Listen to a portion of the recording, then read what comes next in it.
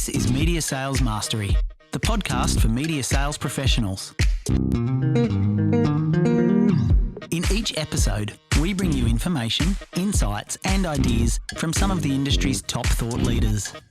Connect with us to help pick the topic and guide the show. This is Media Sales Mastery, the podcast for media sales professionals. I'm your host, Jamie Wood. Our topic today, precision prospecting, how to identify and connect with potential advertisers. Now, I've spent a lot of time recently looking into sales best practice from some other industries outside of media.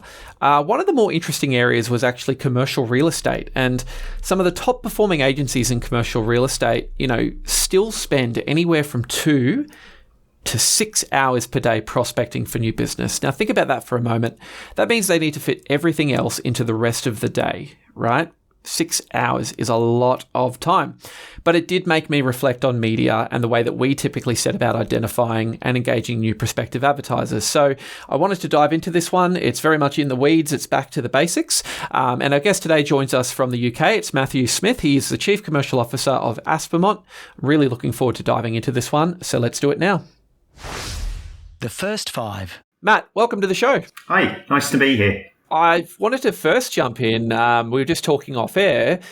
I'm really interested to know about your background in media and particularly your current role at Aspermont. Yeah, sure.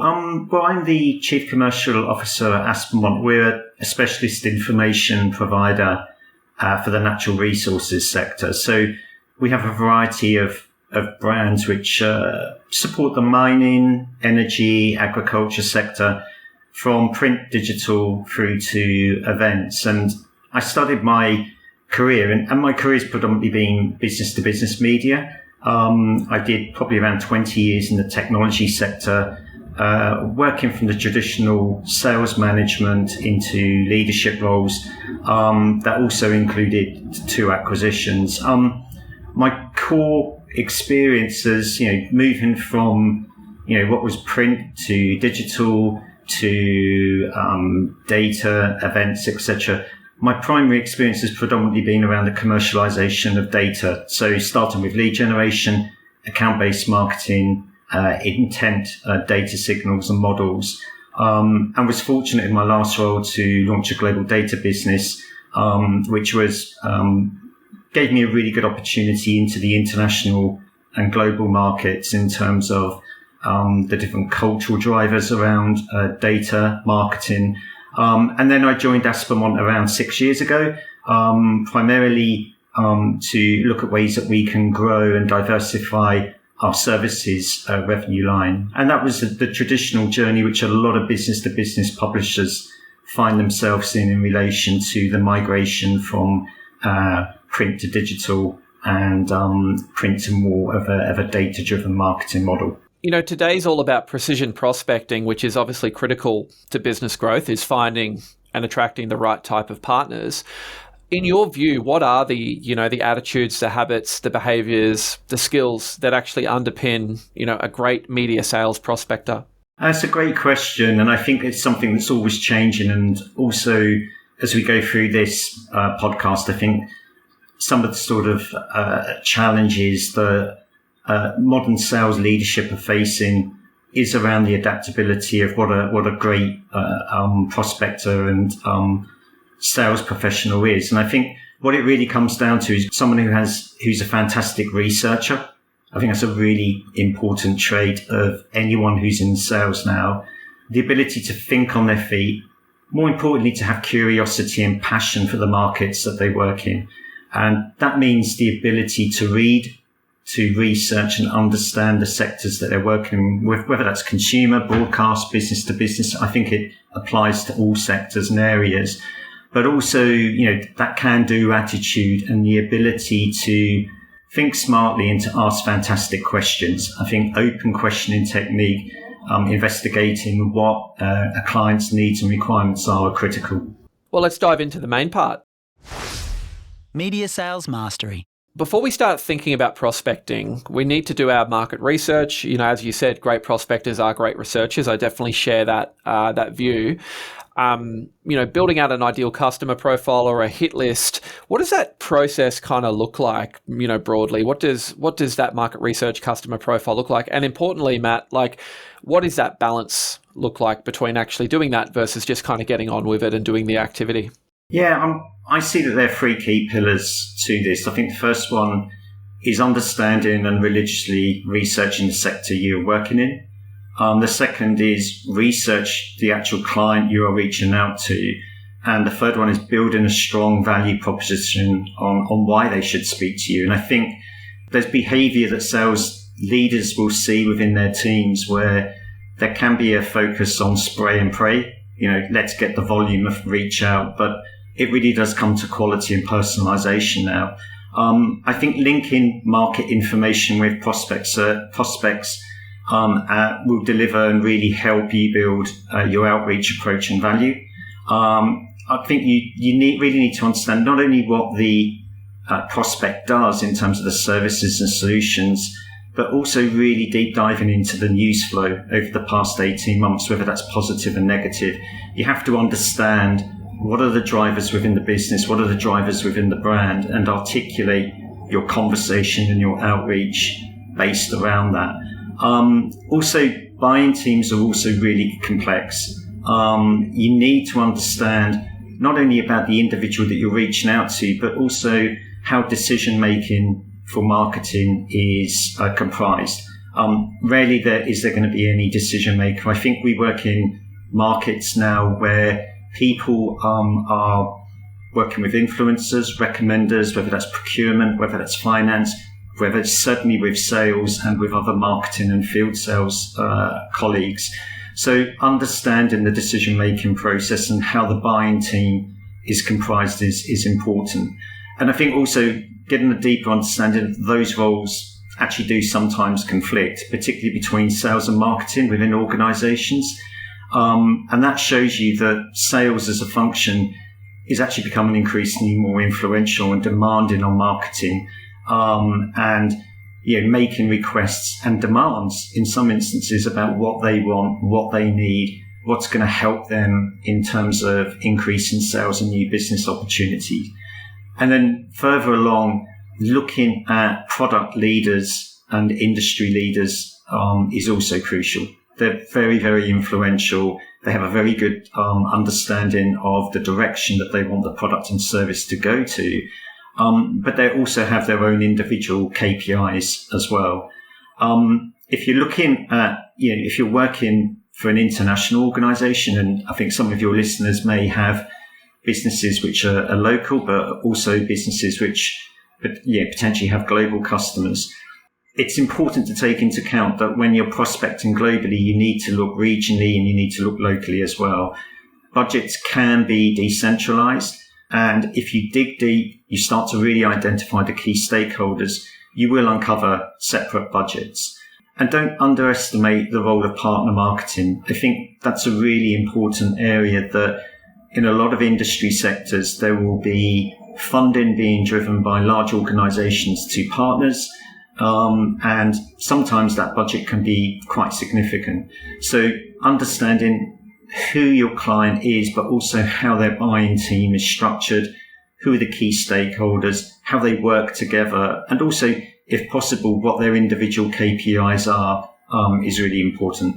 Such a good point, Matt. I think the last stat I saw from Gartner was that the average buying committee, I think it used to be something like 3 stakeholders. Then pre-COVID, 2019, it was like 5.4 in terms of individuals who were responsible for making a major purchase decision. I think it's expanded out to something like 7 or 8 now. So whilst I think a lot of media sales professionals came up in the days of an oversimplified view of the world of, get in front of the decision maker, plead your case, who's the economic buyer. But to your great point, I think organizations are becoming a lot more complex. I think a lot of individual people are looking to spread the risk. I use the analogy, no one wants to really have their fingerprints on a major deal. They'd like to have a lot of people have their fingerprints on it. And so to that great point, it's not about just identifying maybe who that prime target is, but also actually having to think about what are the internal politics, what's the structure of the business. To your point, is it Is it a multinational? Is it locally owned? Like actually having an awareness of not only how good that target might be, but what does it actually take to engage and what would be the cost of extraction of getting revenue out of that client. Major consideration that I don't think we really talk enough about in media sales. Yeah, absolutely. I think on the point, in my previous role in the technology sector, we did quite a lot of research in the buying process. And you're right, the size of the buying team has changed. It was just increasing each year. There was, from very, very earliest stages of my career, it was around 3.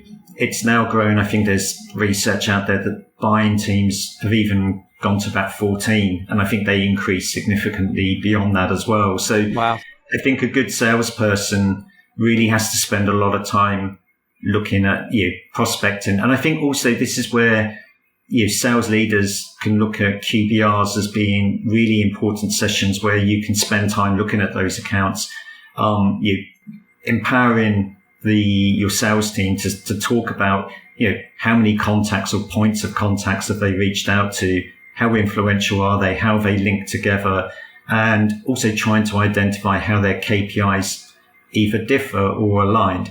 The one thing I would take away in probably the past 5 years, is the influence of the sales department with marketing.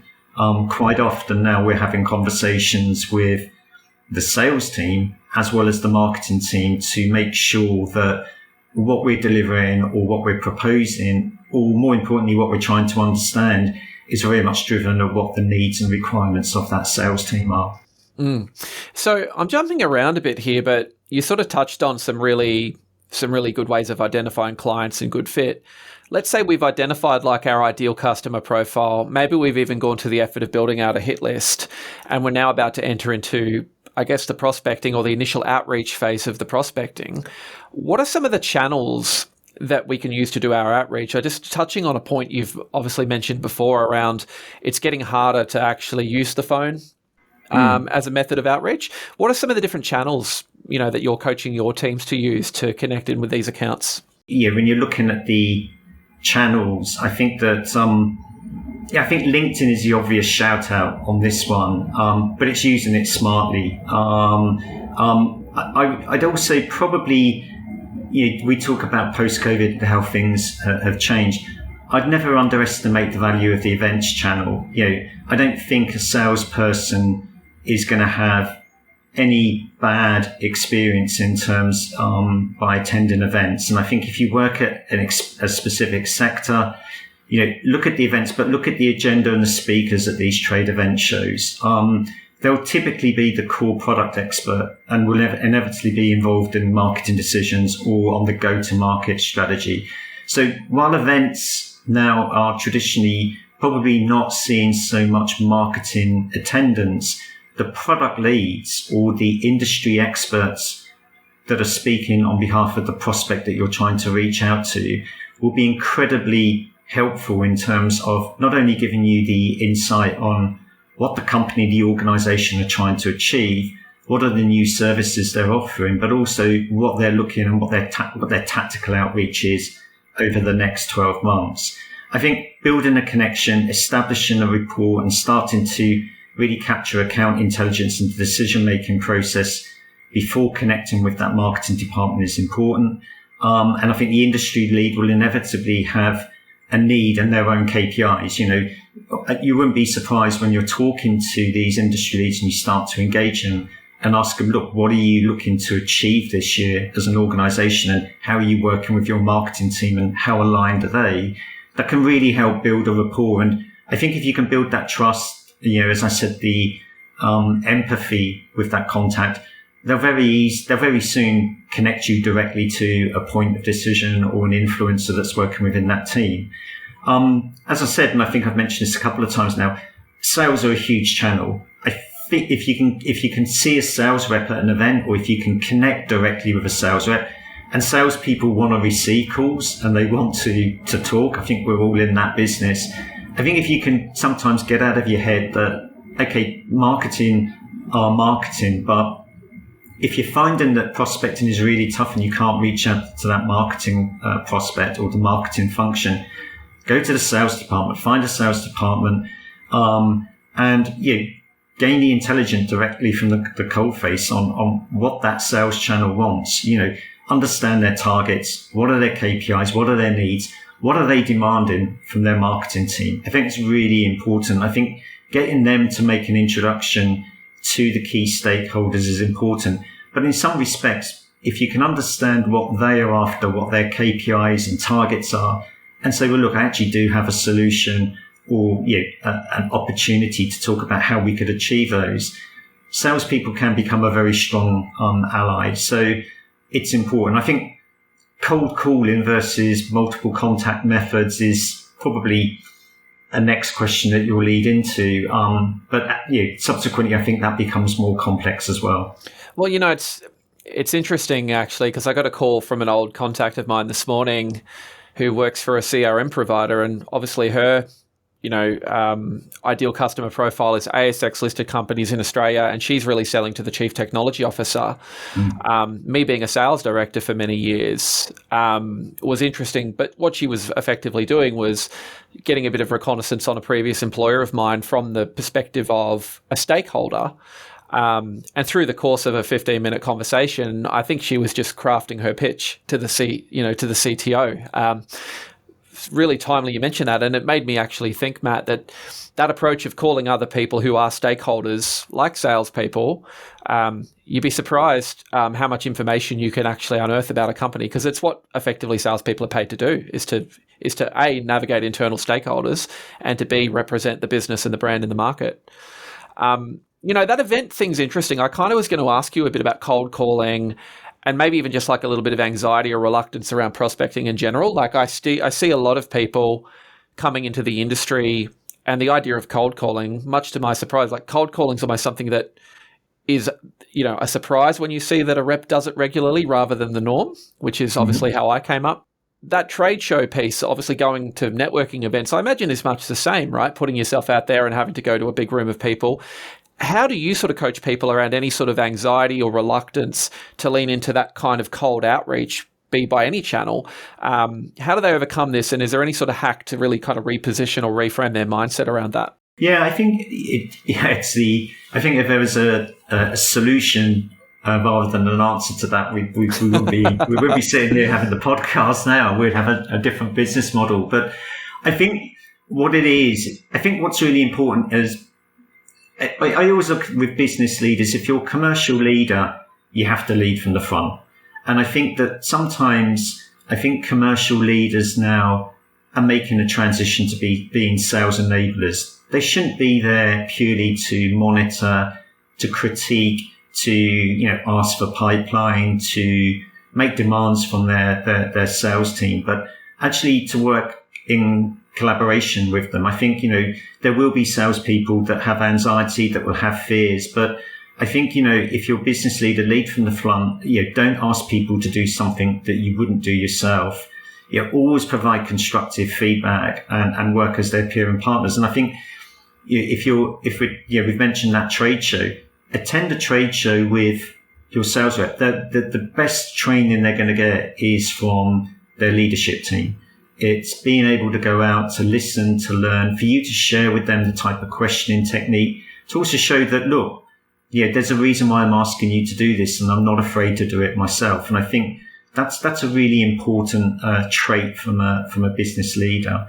Also, I think always share the value importance of a new business call connection. Shout about it. I think sometimes we do a very good job of shouting about a new deal or amplifying across the business if a particular contract has come in. But I would treat, if a new business connection has been made, I think, amplify that across the wider group, show that best practice is being executed here and that a colleague has done a great job in terms of securing a new opportunity or a new discussion point. I think salespeople like recognition, and I think it's important to share that recognition, to partner with them, and to make the process fun.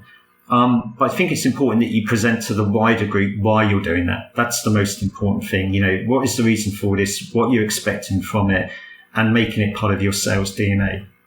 I think that's such a great call. The other thing I was going to sort of add to that, which really does lead into the next question, is often there's a little bit of reluctance, I think, because you don't want to go down the path of reading a script on the phone. I know there's a lot of debate around that, of having like a cold call script that you can use versus trying to make it feel natural.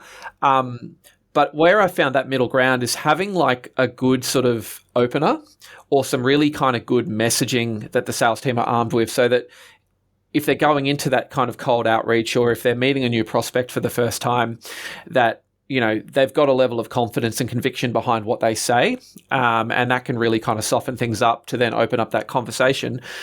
In your experience and observationally, you know, are there any openers, or are there any type of messaging or frameworks that you find to be really effective when salespeople deploy them in that initial outreach to a prospect? Yeah, this is where I fall. No, I think there's a couple of points here. I think if you're doing a traditional cold call, and I think what's an observation that I've made is sales team. I think cold calling. I think email has now replaced cold calling.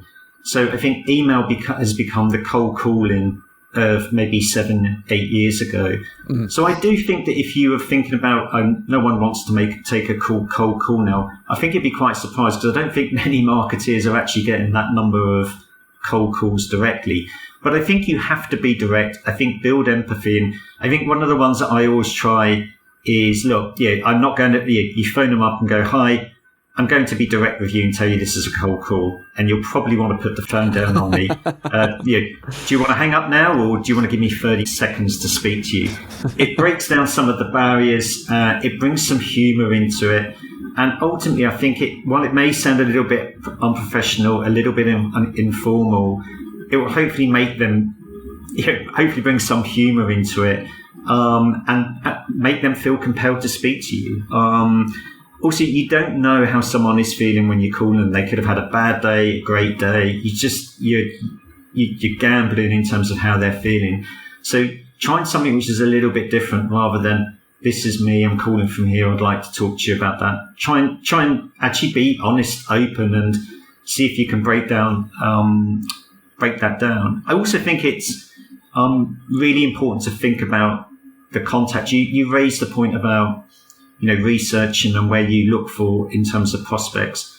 If you're reaching out to a contact and you've looked at them on LinkedIn and they're new in their role, you really have to build empathy. And I think understanding how long they've been in that role, and also probably accepting it's very unlikely you're going to get a transactional or a traditional sales-led conversation. So asking about them, about their previous experience, what attracted them to this particular industry, but how you can potentially help them providing background content or research or editorial access can really sort of help build that relationship. But I think it's really important to, once you can break down get the person to speak to you or agree to speak to you, then keep the questions open and give them at least 70% of the time on the call. Such a good point you raised there around, I think a lot of salespeople who do like to cold call, one of the triggers that I find that actually makes them reach out to you is if you've changed roles. I know myself, starting in different roles, like usually you'll get this influx of cold calls in like your first couple of weeks. And I've always, to your point, I've always felt that's a bit counterintuitive, because if you've ever onboarded into a new role, you don't know the company, you don't really have any political capital yet, you've got no real ability to enact any change until you've at least been in the chair and been able to assess things. But to your point, if it's more around building a bit of a connection, establishing rapport, and just setting the intention that at some point in the future you may become more relevant to them, I think that's a phenomenal insight there. Going to jump into listener questions now, Matt. I can't ask my sales manager that. Hey Jamie, my sales manager wants me to contact a big list of lapsed advertisers. Given these clients chose to stop working with us, I don't expect I'm going to have too much success in even getting a meeting. Any scripts or suggestions for how to set up these calls before I start dialing? That's an interesting one, Matt. What's your sort of initial perspective reflecting on that question? First, to take into account, the point raised here is that these clients have lapsed, but they did originally spend with you, so a connection exists. So I think it's actually a fantastic opportunity. I would say that is a warmer than cold prospect opportunity. And my approach to something like that would be, is really research the company in the context that you're planning to reach out to. So spend some time researching what's happened at that company since they last engaged with you. What's the news flow been? Have they gone through an M&A? Has there been a pivot or change in relation to the products or services or solutions that they're selling?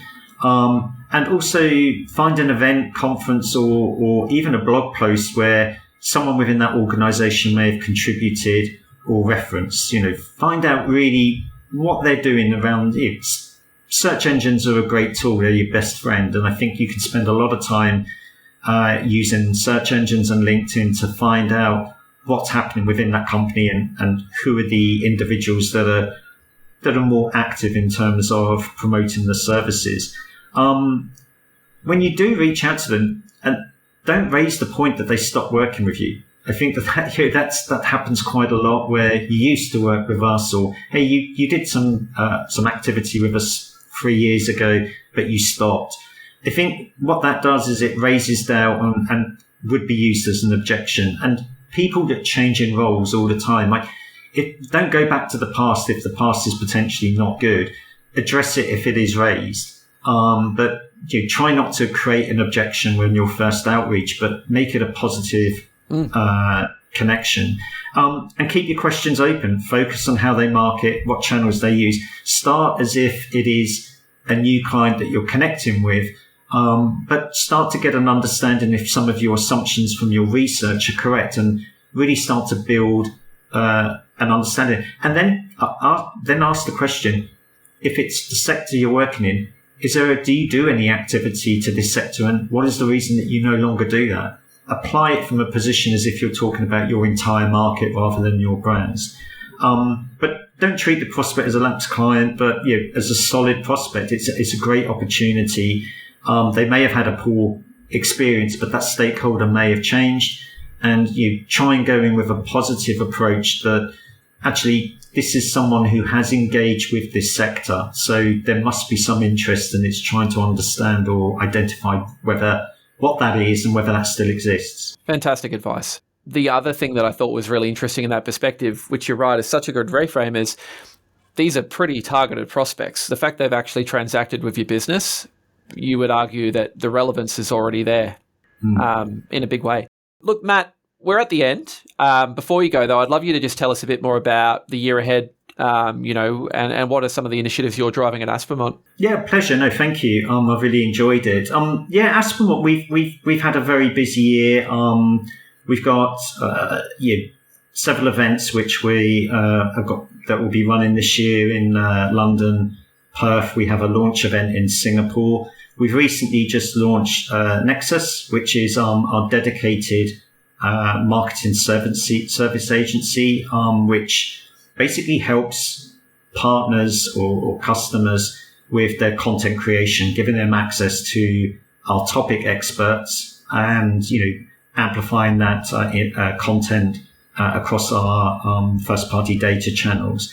Our data conversations is a big focus. We've launched our intent data service Scout.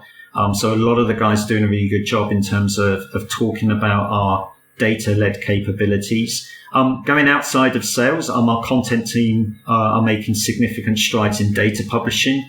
And our subscriptions team are starting to utilize a lot of that data intelligence generated on our own platform, Skywave, to grow new reader revenue. So there's a lot happening. I think everyone is having, regardless of industry, quite a few tough market conditions, but we think that there's opportunity out there. We feel that the sector that we're working in is particularly exciting, and all the people, our staff, which is the most important part of Aspermont, are doing an incredible job across all areas of the business. So this exciting year ahead of us. We've got a lot happening. We're always innovating, and we're always launching new initiatives just to stay ahead of what we think is going to be a really important phase of the commodity super cycle. Well, Matt, thank you so much for joining us today. It was great to talk to you, and I wish you the very best. Thank you. Pleasure.